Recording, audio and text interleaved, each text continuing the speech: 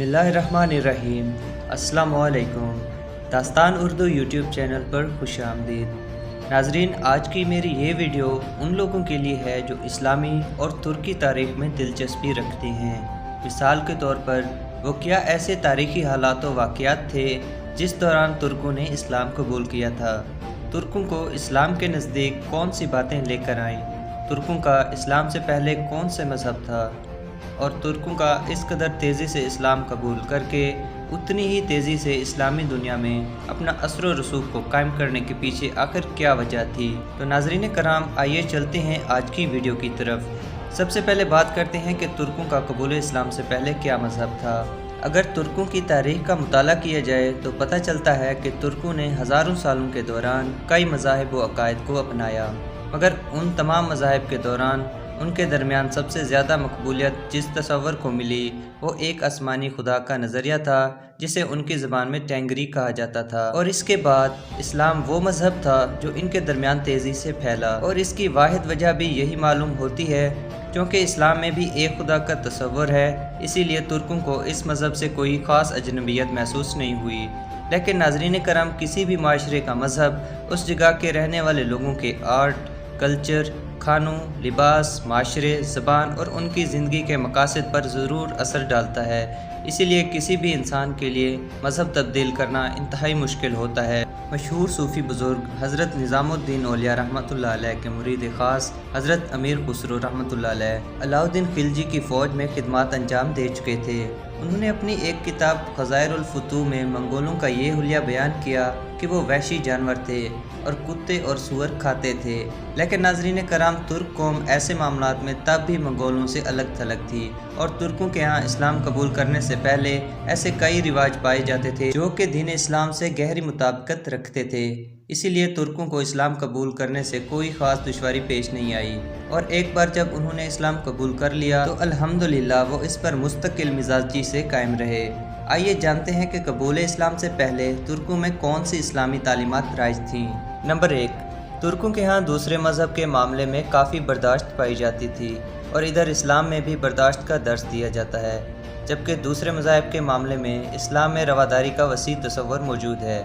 Number 2, तुर्कों के यहाँ एक खुदा का तसव्वुर, मरने के बाद दोबारा जी उठने का नज़रिया था, और तुर्कों के यहाँ हज जैसी इबादत और कुर्बानी का तसव्वुर भी मौजूद था, जबकि यही तसव्वुरात इस्लाम में भी मौजूद हैं। नंबर 3, तुर्कों के माशरे में ख़ानदान, इज़्ज़त की हिफाजत और सफाई और पाकीज़गी पर जोर दिया जाता है, जबकि यही चीज़ें इस्लाम की ख़ास खूबियाँ हैं। नंबर 4, तुर्कों के यहाँ जिहाद का तसव्वुर ग़ज़ा के नाम से मौजूद था, जो कि इस्लाम का एक अहम हिस्सा है। नंबर 5, तुर्कों के कदीम माशरे में रहने वाले लोगों में ज़ात पात का कोई रिवाज नहीं था और तमाम लोग बराबर तसव्वुर किए जाते थे।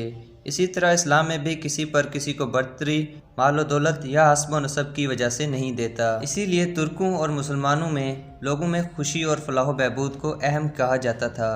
इसके बाद नाज़रीन कराम, हम बात करते हैं कि तुर्कों ने फिर कैसे इस्लाम कबूल किया और क्या हालात व वाक़यात हुए। तो तारीख़ ये कहती है कि 716 ईस्वी सदी में अरबों और जिरजान के तुर्कों के दरमियान जंग हुई और इसमें तुर्क कामयाब रहे, और 743 ईस्वी में खलीफा हश्शाम ने तुर्कों के बादशाह को दावत इस्लाम दी, और तब मुसलमान अरबों ने रसूलुल्लाह सल्लल्लाहु अलैहि वसल्लम के इस कौल को सामने रखते हुए तुर्कों पर फौजकशी से गुरेज किया कि नबी अकरम सल्लल्लाहु अलैहि वसल्लम ने फरमाया था, तुम हबशों को उनके हाल पर छोड़ दो जब तक कि वो तुम्हें तुम्हारे हाल पर छोड़े रखें, और तुर्कों को भी उनके हाल पर छोड़ दो जब तक कि वो तुम्हें तुम्हारे हाल पर छोड़े रखें। खिलाफत अब्बासिया के दौर में तुर्कों और अरबों के दरमियान जारी कशमकश और लड़ाइयों की शिद्दत ख़त्म होने के करीब आ गई, और फिर 751 में जंग तलातुस, जो कि खिलाफत अब्बासिया और चीनियों के दरमियान हुई थी, इसमें मुसलमानों को फतह इसलिए नसीब हुई थी तुर्कों ने मुसलमानों की हिमायत का ऐलान किया।